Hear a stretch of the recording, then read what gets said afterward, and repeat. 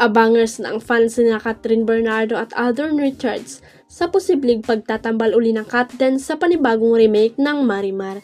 Wishing and hoping ang mga supporters ni Kat at Alden na after ng box office success ng Hello Love Again ay magkakaroon agad sila ng follow-up project together. Kumakalat ngayon sa social media ang mga litrato at video ng Kat Den na inedit ng mga netizen kung saan ang mga itsura nila ay parang sina Marimar at Sergio na unang ginampanan ng Mexican star na sila Talia at Eduardo Capetillo. Sa first Pinoy version nito, gumanap na Marimar at Sergio ang kapuso primetime king and queen na sina Marian Rivera at Dingdong Dantes, habang sa ikalawang adaptation ay bumida na naman sina Megan Yang at Tom Rodriguez. In fairness, approve na approve sa madlang people na sina Catherine at Alden ang sumunod na gumawa ng third version ng Marimar dahil bagay na bagay daw sa kanila ang naturang project.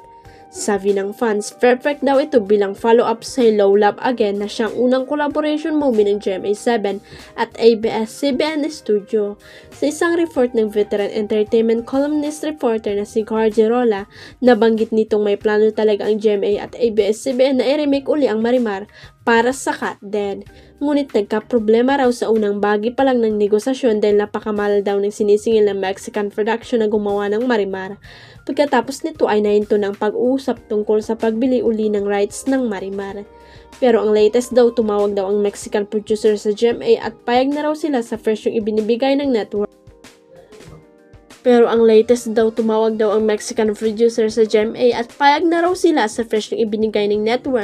Ang tanong, interesado pa kaya ang GMA at ABS-CBN sa bagong collaboration na ito?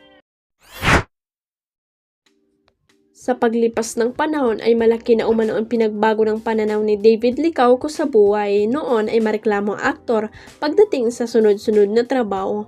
I'm happy it's on the mindset. Like the way you see things now, I always try to see good in everything. Like for example, before kapag ako'y busy, kapag marami akong ginagawa, magrareklamo ako. I would complain about, shucks, I'm tired, I wanna rest. Pagtatapat sa Fast Talk with Boy Abonda ni David Licauco. Napanood na ngayon sa mga sinihan ang pelikulang Sama ng Mga Kasalanan na pinagbibidahan ng aktor.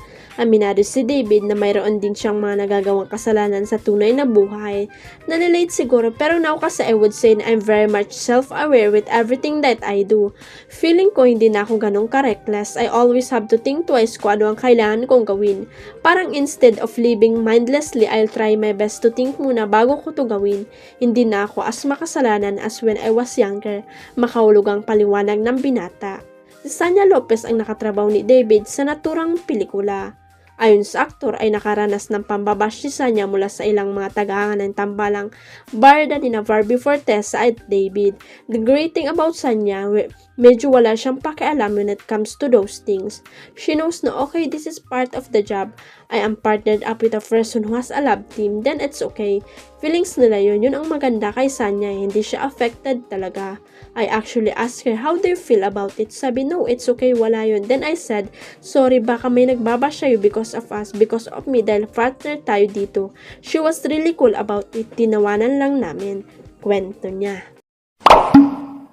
Huwag kalimutang i-click ang subscribe button at i-ring ang notification bell para sa latest at legit chika updates.